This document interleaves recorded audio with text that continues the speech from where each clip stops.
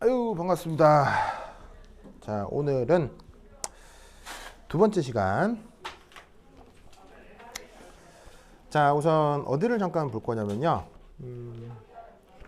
나눠드린 교재에서 자, 초반에 헤모글로빈 얘기가 나오는데 요거는 최근에 양자역학 주제가 많이 나오진 않아서 여러분들 좀 그냥 기본적으로 우선 살펴보도록 하시고 좀 자주 나오는 주제 얘기 먼저 조금 더 해보도록 하겠습니다. 자, 14페이지에 26번입니다. 14페이지 26번.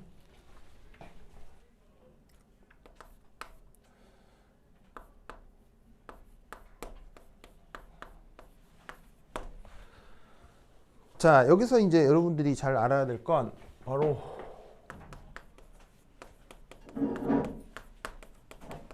실제 기체의 성격이 되겠습니다.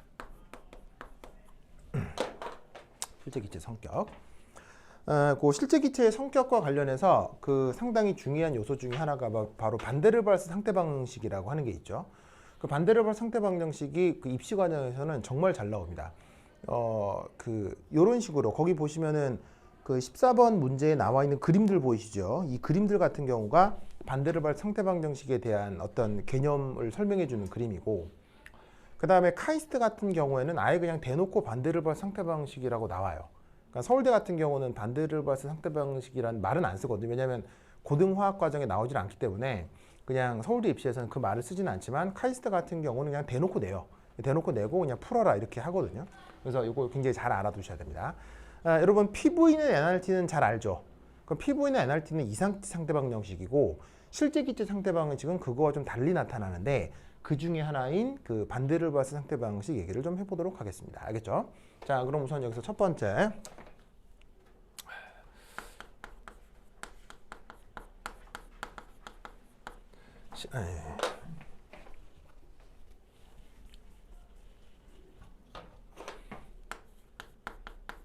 이상기체의 정의. 이상기체를 어떻게 정의하겠는지를 좀 알 필요가 있습니다. 자, 첫 번째, 이상기체는 어떻게 정의가 되냐면 우선 첫 번째, 자체 크기가 어떻게 돼요? 없습니다. 그 다음 두 번째, 입자 사이 인력, 청력이 없죠. 그래서 인력과 청력이 없기 때문에 무엇 또한 없습니까? 뭐라고? 중력이요? 충돌이 없다고요? 충돌은 억수로 많이 합니다. 입자 사이 인력 청력이 없기 때문에 물리학적으로 뭐가 없습니까? 바로 위치 에너지가 없죠. 오, 잘했어요. 좋아요. 위치 에너지가 없습니다. 자, EP라고 하는 건 바로 이제 위치 에너지인데, 자, 위치 에너지의 정의가 뭐예요? 위치 에너지 정의는 인력과 청력을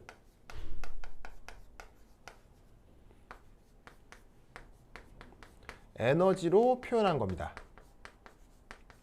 그게 물리학적 정의예요. 근데 인력하고 청력이 없으니까 그걸로 표현할 수 있는 에너지도 없겠죠. 그래서 이상기체는 위치 에너지가 나타나지 않습니다. 이게 굉장히 중요합니다. 그 다음 세 번째, 이상기체는 서로 간에 뭐만 이루어진다? 완전 탄성 충돌만 합니다.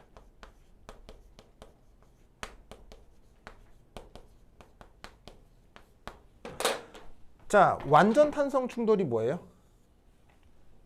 한 단어로 설명할 수 있습니다. 바로 완전 탄성 충돌은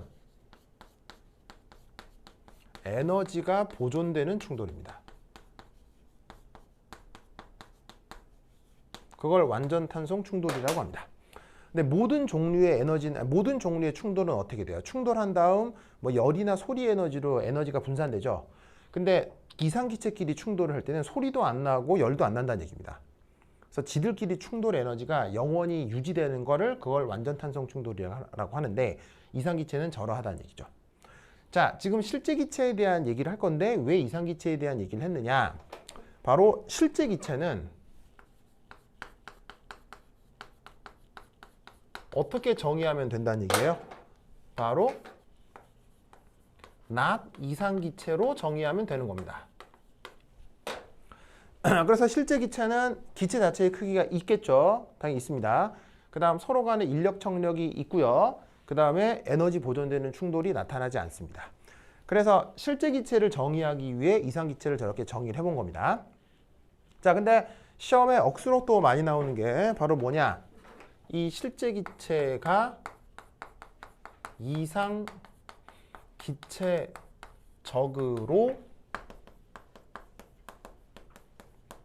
행동하는 조건이 있습니다. 실제 기체가 이상 기체적으로 행동하는 조건이 있습니다. 요거 알아두셔야 됩니다.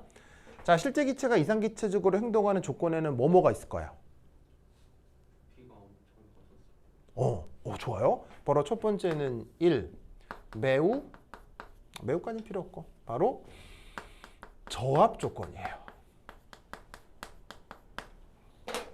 저압 조건이에요. 압력이 아주 낮을 때.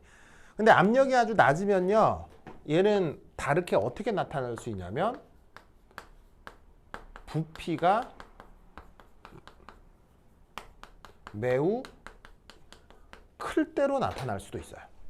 그래서 부피가 아주 큰 거나 기체 압력이 낮은 거나 정성적 의미는 같은 거기 때문에 압력이 낮다나 부피가 크다나 어떻게 된다. 같은 의미라고 생각할 수 있어요. 그러면 왜 저압 혹은 부피가 클 때 실제 기체가 이상 기체적으로 행동을 할까요? 이유는 두 가지인데 첫 번째 1. 그릇의 부피에 비해 바로 기체 자체 크기를 뭐 할 수 있기 때문에 무시할 수 있기 때문이에요.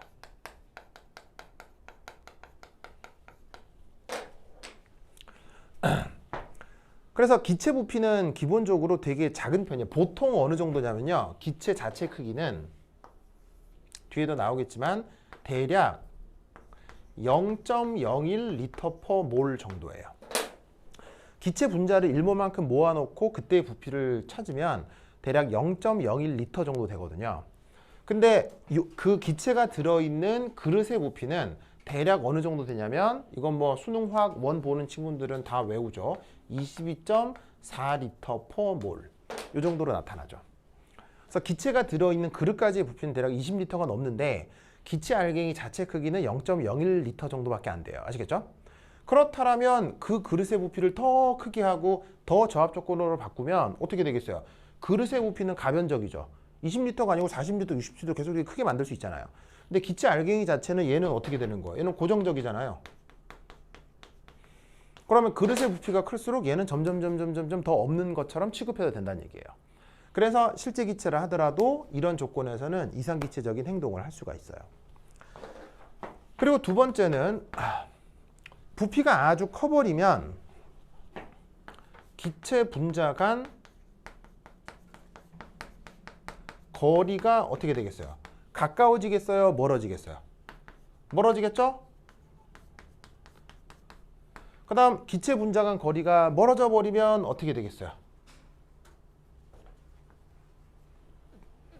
기체 분자 간 거리가 아주 멀어지게 되면 바로 인력과 청력이 나타나겠어요? 안 나타나겠어요? 나타나지 않게 된다는 얘기예요. 안 나타난다기보다는 아주 작아진다는 얘기예요. 이상기체가 뭐라 그랬어요? 보시다시피 인력하고 청력이 아예 없는 거라고 했는데 인력하고 청력이 굉장히 작아지니까 실제 기체가 이상기체처럼 행동을 할 수 있다라고 볼 수 있는 거죠. 그래서 이 조건에서 실제 기체가 이상기체적으로 행동하게 된다라는 것도 알아두시기 바랍니다. 자, 그 다음 두 번째. 자, 저압 조건 말고요. 그 다음에 또 하나의 조건은 바로 고온 조건이에요.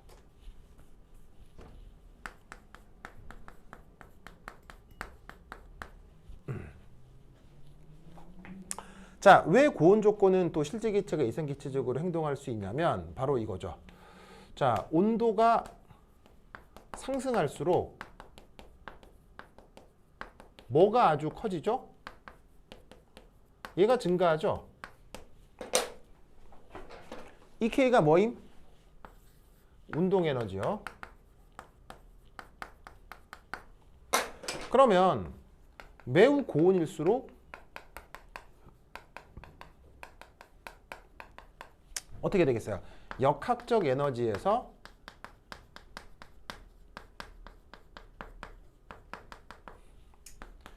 이 운동 에너지가 주가 되는 거죠. 그러면 운동 에너지가 주가 된다는 말은 다른 말로 무슨 뜻이겠어요? 위치 에너지가 무시될 수 있다는 얘기죠. 아시겠죠? 그래서 고온 조건에서 저런 식으로 실제 기체가 이상기체적으로 행동할 수 있어요. 그래서 보시다시피 실제 기체가 이상기체적으로 행동하는 가장 중요한 두 조건은 바로 저압, 고온 조건이에요. 얘 같은 경우는 옛날 수능에 나왔었어요. 요즘 수능엔 이게 안 나오는데 내가 고등학생 다닐 때는 수능에 이게 나왔었거든요. 그래서 수능에도 나올 정도로 억수로 중요한 내용이에요. 그러면 그 말은 지금 기출문제, 입시 문제를 낼 교수들이 내 또래이기 때문에 그 사람들은 이걸 아주 중요하게 배웠었다고요. 그럼 이런 걸 기출문제 낼 때는 낼 가능성이 아주 높아요.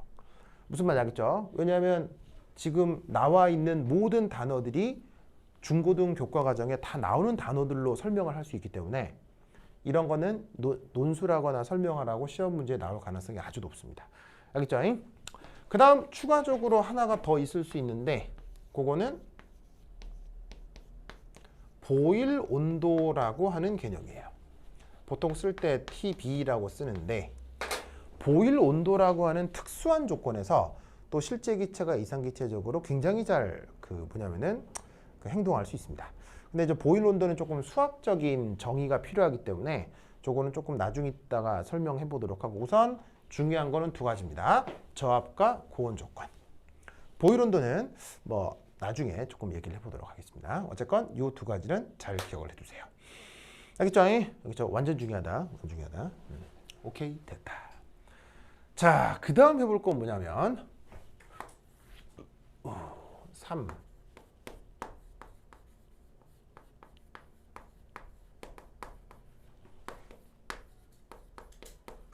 컴프레션 팩터라고 하는 녀석이 있습니다. 컴프레션 팩터. 우리말 번역은 압축 인자라고 하죠. 보통 쓸 때 이게 Z 이렇게 많이 쓰는데 자, 우선 얘 이제 정의가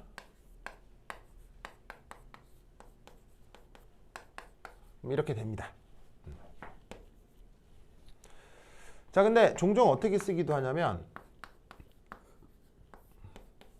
이렇게 쓰기도 합니다. 교재마다 좀 다른데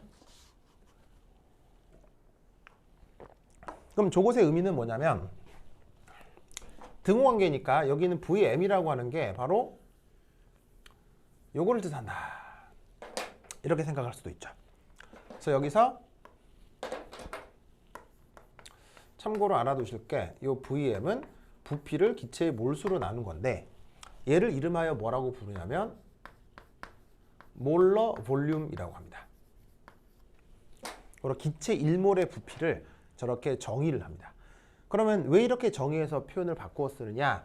이렇게 바꾸어 쓰면 이따 보여드릴 어떤 수식이 아주 예쁘게 표현되기 때문에 화학 체계는 이렇게 나오지만 물리학 체계는 이런 식으로 표현이 됩니다. 그래서 물리학자들은 오히려 이 표현을 선호한다라는 거. 근데 이 컴프레서빌리티가 이제 어떻게 되느냐? 얘가 이렇게 이제 두 가지 경우의 수가 나타날 수 있죠. 바로 1이 되거나 1이 되지 않거나. 자, 1이 되는 경우는 뭐겠어요? 바로 이상기체. 이상기체는 PV는 NRT를 만족하기 때문에 PV는 NRT를 나누면 항상 1이 나와야 되겠죠. 그럼 1이 아닌 건 뭐겠어요?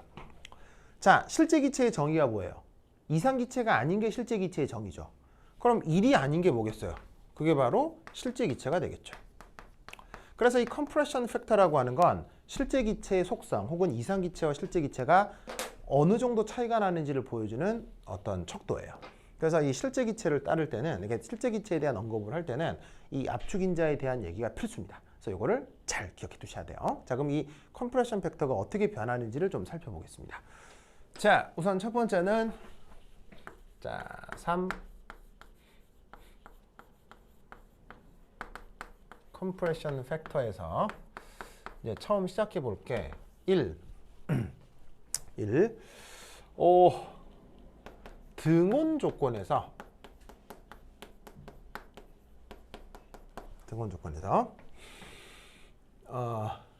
기체 종류에 따라 바로 압력의 영향을 한번 생각해 봅시다. 컴프레션 팩터가 압력이 바뀌면 어떻게 되는지 좀 살펴보자 이런 얘기죠. 그래서 그 가장 중요한 그래프 중에 하나가 이 그래프가 이제 시험에 억수로 많이 나오는데 바로 압력에 대해서 컴프레션 팩터를 실제 실험해가지고 데이터로 이제 도시를 하는 거예요. 자, 그럼 이제 그 결과가 어떻게 되느냐? 바로 여기에 있는 1. 자, 압력이 뭐가 됐건 간에 어떤 변화가 있건 간에 컴프레션 팩터가 항상 1이 되는 건 그건 무슨 기체겠어요? 언제나 1이 되는 건 바로 이상기체가 되겠죠? 그것에 대해서 자, 그리고 또 중요한 건 지금 이 언급은 뭐 할 때? 온도가 일정할 때예요. 온도가 변하면 또 다른 패턴이 나타납니다. 자, 온도가 일정하다고 할 때 이때 저기에서 실제 기체에 대해서는 어떤 패턴이 나타날 수 있냐면 크게 두 가지 패턴이 나타나는데 하나가 이런 패턴이 하나가 있고 하나가 이런 패턴이 하나가 있습니다. 이런 두 가지 속성이 나타납니다. 그러면 저기서 여러분들은 어떤 설명을 할 수 있어야 되냐면 첫 번째는 여기, 두 번째는 여기, 그 다음에 세 번째는 여기, 네 번째는 여기. 저 네 가지 포인트에 대해서 설명을 할 수 있어야 됩니다. 알겠죠? 자, 그러면 이때 여기서 첫 번째 1 요거. 자, 쟤는 뭐냐면 모든 종류의 컴프레서빌리티가 1로 수렴하고 있는 상황인 겁니다. 뭐 할 때? 압력이 0으로 수렴할 때. 자, 이상기체는 말할 것도 없어요. 이상기체는 말할 것도 없고 당연한 거고 파란색 실제 기체건 빨간색 실제 기체건 어떻게 된다? 압력이 저압 조건이 될수록 여기가 보시다시피 X축이 압력이거든요. 근데 여기는 압력이 0이니까 아주 저압 조건이 되는 거겠죠? 그리고 실제로 실험을 해보면 이쪽이 한 1000기압 정도 돼요. 그리고 한 이쪽이 한 100기압 정도 되는 거예요. 그래서 스케일이 사실은 굉장히 큰 압력 조건이에요. 근데 그것에 대해서 압력이 점점 작아지게 되면 모든 컴프레서빌리티가 1로 수렴한다는 걸 보여주고 있는 거예요. 근데 여기서 아시다시피 압력이 0으로 수렴한다는 건 어떤 뜻이에요? 바로 실제 기체가 이상기체적으로 행동하는 조건을 얘기하는 거죠. 앞서서 저압 혹은 고온에서 실제 기체가 이상기체적으로 행동한다고 했었죠. 그래서 어떻게 된다? 이런 식으로 1로 수렴하게 된다라는 얘기입니다. 무슨 말씀인지 아시겠죠? 자, 그 다음 두 번째 2. 자, 이 조건은 뭐냐면요. 이 조건은 잘 보세요. 기본적으로 바로 이 실제 기체의 컴프레서빌리티가 1보다 커지고 있는 어떤 상황을 보여주고 있는 거예요. 1보다 크다. 그리고 중요한 건 아주 고압 조건이죠. 그래서 굉장히 고압 조건에서 컴프레서빌리티가 1보다 커지는 걸 의미하는 거예요. 그리고 정말로 실제 스케일은 1000기압이 넘는 조건이니까 사실 우리가 일상생활에서 1000기압이 넘는 물리적 경험을 보통 해요? 뭐 없어요. 그런 건 없죠. 그러니까 실제 존재하는 실험 결과긴 하지만 인간이 그걸 피부로 느끼기는 좀 어려운 물리적 상황인 거예요. 그렇죠? 하여튼 묘한 상황인데 이때 이 컴프레서빌리티가 1보다 크다는 건 어떤 뜻이냐? 바로 이겁니다. 바로 압력이 가해져도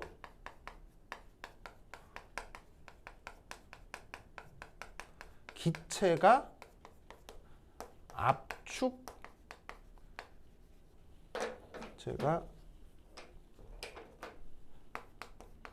잘 압축되지 않는 상황을 표현해주고 있는 거예요. 자, 무슨 말이냐면 컴프레서빌리티가 값이 어떻게 된다고 했어요? RT분의 PVM인데, 자, 원래는 잘 봐요. 압력이 커지면 부피는 어떻게 돼야 돼요? 작아져야 되잖아요. 근데 압력이 커져서 부피가 잘 알아서 작아지면 컴프레서빌리티는 별로 커질 일이 없어요. 그런데 보시다시피 압력이 커지는데 컴프레서빌리티가 같이 커진다. 이 말은 무슨 말이냐면 여기에 있는 이 부피가 어떻게 된다는 얘기예요? 거의 변치 않는다는 얘기예요. 얘가 변하지 않으면 압력이 커졌을 때 컴프레서빌리티가 같이 커질 수 있겠죠. 무슨 말인지 알겠죠? 혹은 작아진다고 하더라도 조금만 작아지면 압력이 커지는 효과가 더 커져서 컴프레서빌리티가 더 커진다는 얘기예요. 무슨 말인지 알겠죠? 그러면 부피가 거의 일정하거나 혹은 거의 일정하거나 조금만 변한다 라는 뜻은 무슨 말이겠어요? 압축이 안 된다는 얘기예요. 압력을 가해도 부피가 안 줄어든다는 얘기예요. 무슨 말인지 알겠죠? 그러면 이걸 어떻게 해석하느냐? 바로 기체 분자 사이에 청력이 강하게 나타나기 때문에 고압으로 밀어붙여도 부피가 잘 줄어들지 않는 조건이 된다는 얘기예요. 무슨 말 알겠죠? 그래서 저 3번, 2번 상황에서는 뭐 기체 사이의 인력과 청력을 비교할 때 어디가 더 크다? 청력이 더 크다. 요거를 꼭꼭 기억해 두셔야 됩니다. 휘민 알겠죠? 그렇죠? 그다음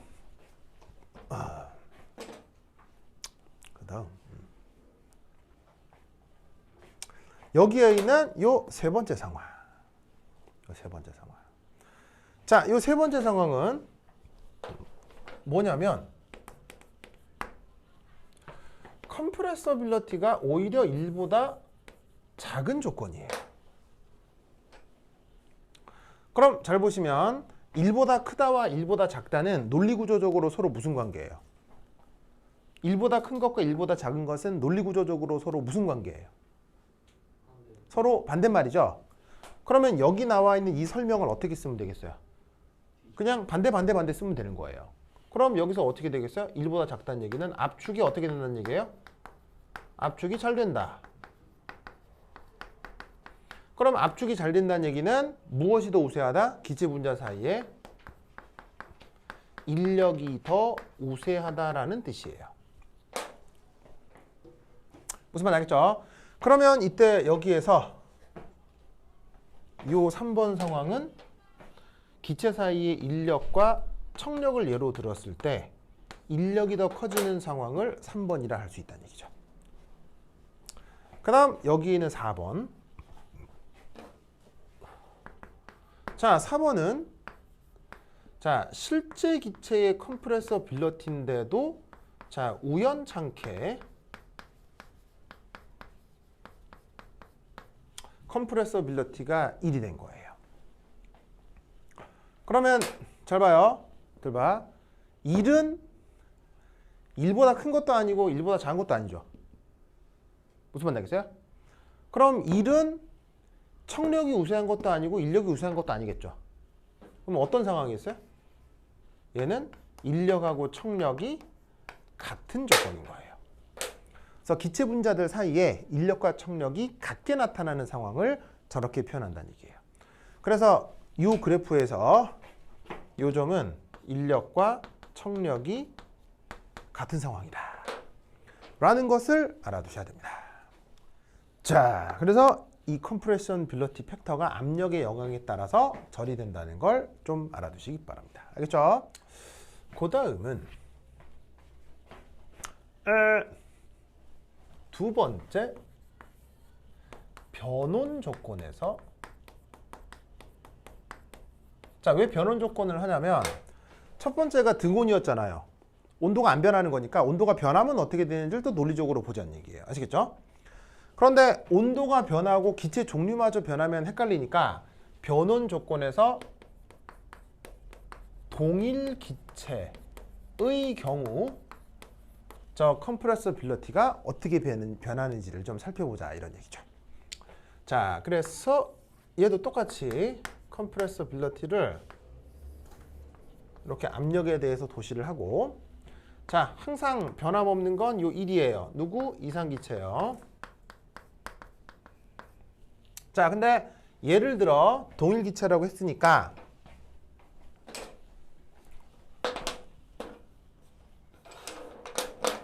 자, 예를 들어 누구 얘기하는 거냐면 요 질소기체 요거 얘기하도록 하겠습니다.